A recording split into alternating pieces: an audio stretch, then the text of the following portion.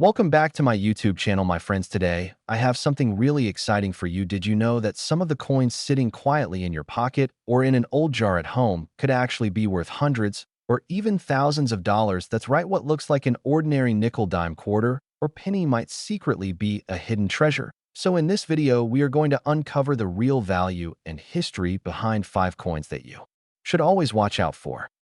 The 1990 D. Jefferson nickel, and at first glance most people would think it's just a simple nickel worth only 5 cents, but the truth is far more interesting. This coin has hidden potential that can surprise collectors all over the world. The 1990 D nickel was struck at the Denver Mint with hundreds of millions produced, which is why people assume they have no special value. But here's the catch: condition, rarity, and striking details can completely change its worth. Let's talk about the value first, because that's what everyone wants to know. If you pull one of these nickels straight out of circulation in average worn condition, it's usually only worth its face value. But when you find one that has been preserved perfectly since 1990 with sharp details and no signs of wear, things start to get exciting. In mint state condition, these coins can bring anywhere from $10 to $50.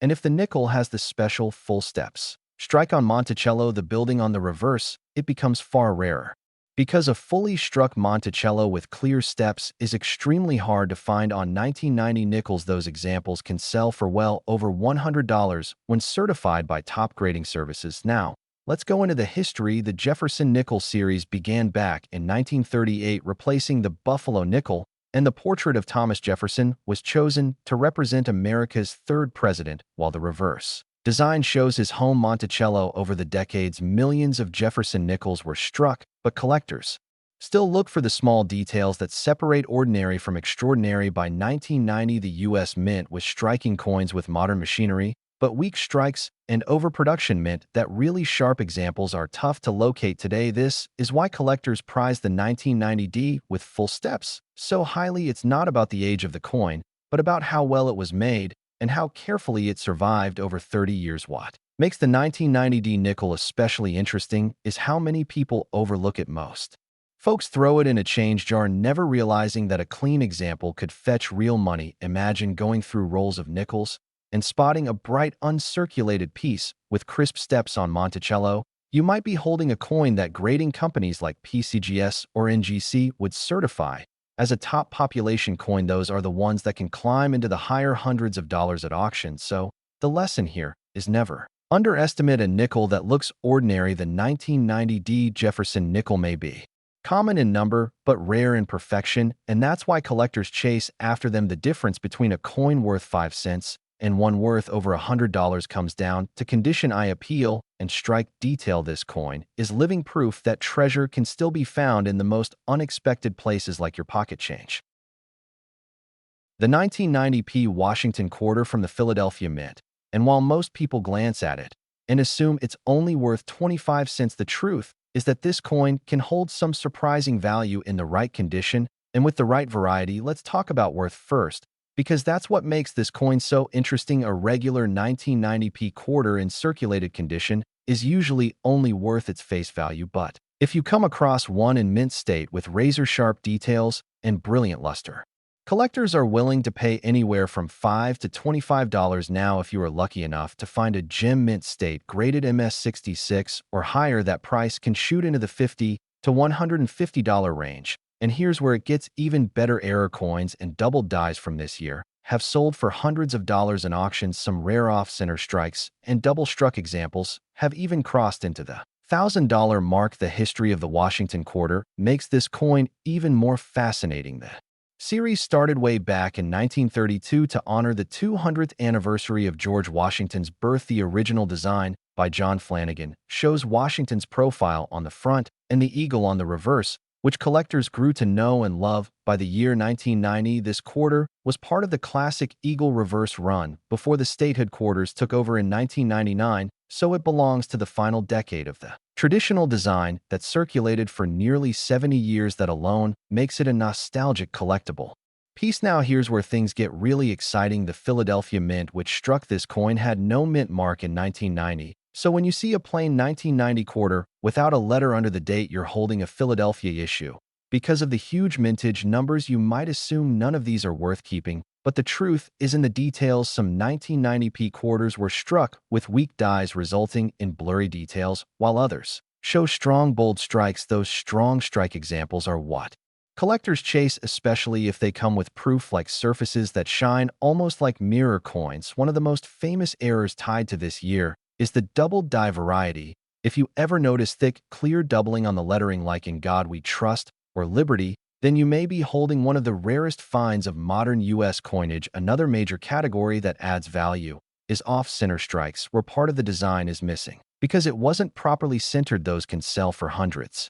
Depending on how dramatic the error is, imagine flipping through a handful of quarters and spotting one where the rim is off balance or the design is cut. That could easily be a hidden treasure. Collectors also pay attention to coins certified by grading companies like PCGS or NGC, because a high-grade 1990p quarter in the top population census can command record prices. The key is eye appeal, sharp detail, and originality. A coin that sat untouched in a bankroll for 3 decades can come out looking brand new, and that's when the value really skyrockets. So when it comes to the 1990p Washington quarter, the lesson is simple: don't just glance and spend it. Check carefully, because a normal-looking coin could actually be hiding a rare variety or high grade that makes it worth much more than pocket change. This coin represents both history and opportunity. It's a bridge between the old eagle reverse design and the upcoming state quarter era, and that's why collectors never overlook it.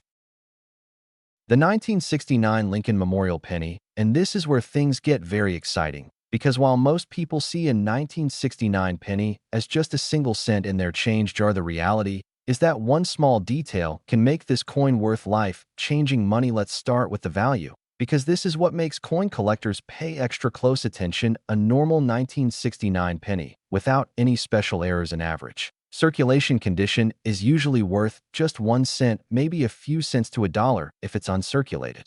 But there's a famous error from this year that completely changes everything, and that's the 1969's double die obverse penny. This variety shows dramatic doubling on the words "Liberty, Indiana, God We Trust," and the date 1969, and examples have sold for over $100,000 at major coin auctions. The last time one crossed the block certified in high grade, it shocked the coin world with its price tag, and even in lower grades, this variety can bring tens of thousands of dollars. Imagine holding a penny that looks like every other one, but realizing it could buy you a brand new car or even a house. Now for the history, this coin is part of the long-running Lincoln Cent series, which began back in 1909 to honor Abraham Lincoln's 100th birthday. Originally, the coin featured the wheat reverse, but in 1959, to mark the 150th anniversary of Lincoln's birth, the U.S. Mint introduced the Lincoln Memorial Reverse. This new design by Frank Gasparo shows the famous Washington, D.C. landmark, and it ran all the way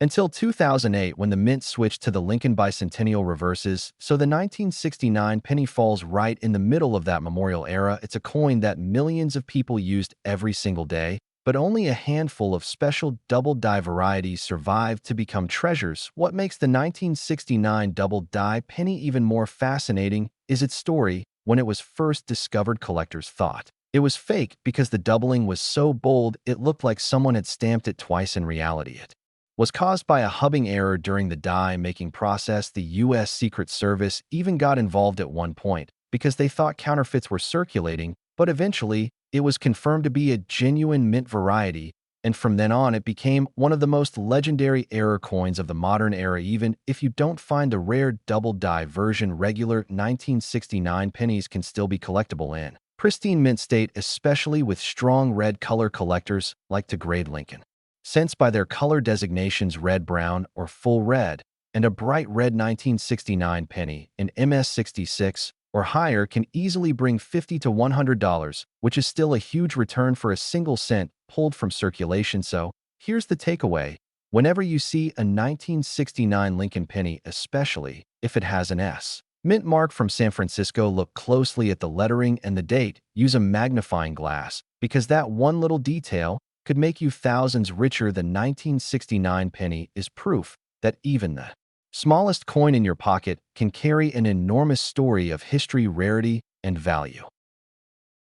The 1946 Lincoln Wheat Penny, and this one carries a lot of history as well as collector interest. At first glance, people think of it as just another old copper cent from the post-World War II years, but when you dig deeper, you realize it's more than just a piece of small change. Let's start with value, because that's always the most exciting part for collectors. In average worn condition, the 1946 Wheat Penny is worth only a couple of cents since over a billion of them were struck, but condition and rarity play the biggest role here. If you manage to find a mint state example with full original red color, it can sell for $5 to $25. Higher grades in MS66 and above can go for $50 to $100, and the top certified examples have sold for even more at auction. But what really excites collectors are the error coins from this year. For example, the 1946 double die and repunched mint mark varieties can bring significant premiums, sometimes hundreds of dollars, depending on the error's strength and the coin's grade. So while the average 1946 penny might not make you rich, a rare error or a flawless gem could still put serious money in your pocket. Now, for the history, this penny was struck right after World War II ended,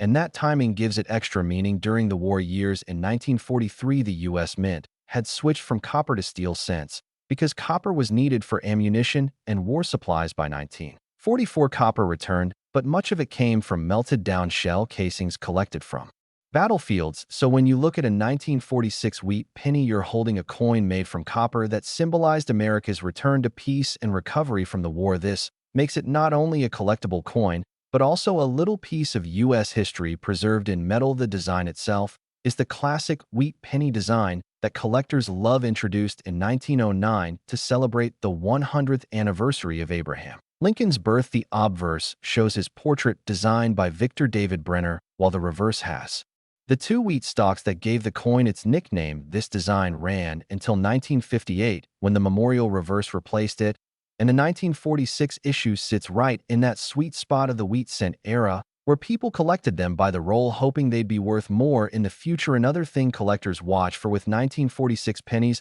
are the three different mint locations: Philadelphia, no mint mark; Denver, marked with a D; and San Francisco, marked with an S. The San Francisco issues are slightly scarcer in high grades, which makes them more valuable for serious collectors. So if you happen to find a 1946 wheat penny in uncirculated red condition, you could be looking at a coin worth far more than just a cent. What makes the 1946 penny really fun is how accessible it is. Many people still find these in old jars, boxes, and even in circulation occasionally, which means you don't need to spend thousands to get started with collecting a piece of history. Some collectors even build complete sets of wheat pennies, and the 1946 is a must-have for completing that post-war decade. So don't underestimate the 1946 wheat penny. While most are common, the best preserved ones with brilliant red luster, and especially the error varieties, can be worth much more than you'd ever expect from such a small copper coin. It's living history, a reminder of a nation coming out of war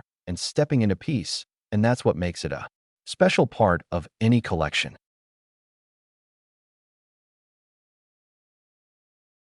The 1996 D. Roosevelt dime from the Denver Mint.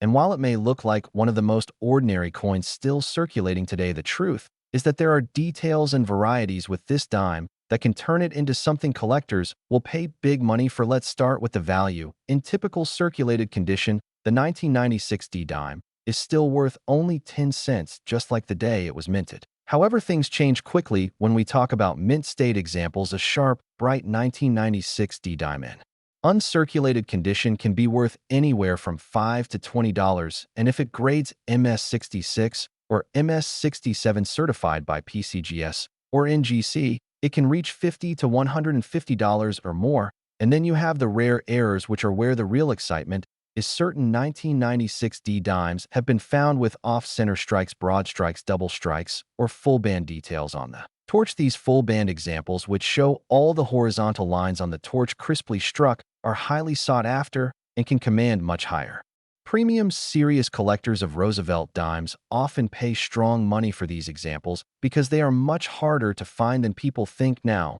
let's talk about the history. The Roosevelt dime was introduced in 1946, the year after President Franklin D. Roosevelt passed away. It replaced the beloved Mercury dime and was designed by John R. Cynic. Roosevelt was chosen because of his leadership through the Great Depression and World War II. but also because of his connection to the March of Dimes campaign, which worked to fight polio. This design has remained on the dime ever since, making it one of the longest-running coin designs in U.S. history. The 1996 issue marks the 50th anniversary of the Roosevelt Dime series, and to honor that milestone, the U.S. Mint also struck a special W. Mint marked dime at the West Point Mint, included only in mint sets, making it the first coin ever to carry the W Mint mark. That fact alone makes 1996 an important year for dime collectors. The Denver Mint produced hundreds of millions of dimes that year, which is why most people assume the 1996 D dime has no special value. But just like with nickels and quarters, the key is in the condition and the strike. Most coins entered circulation immediately and became worn, but rolls and mint sets preserved some in perfect shape. Those are the coins that bring strong prices today, especially when they display deep luster and sharp detail. Another fascinating part of the 1996 dime story is the collecting community's focus on registry sets. A registry set is when collectors compete to own the finest graded examples of every coin in a particular series. So when someone is building a top-ranked Roosevelt dime set, they will pay a premium for the very best 1996 D dimes in existence, even if it seems like a common coin to most people. To those collectors, it can be the missing puzzle piece that's worth hundreds of dollars. So the lesson here is clear: the 1996 D dime might look like spare change, but in the right grade with the right details, it can turn into a surprisingly valuable piece. And because it belongs to such an important anniversary year in the Roosevelt Dime series, it holds a special place in U.S. coinage history.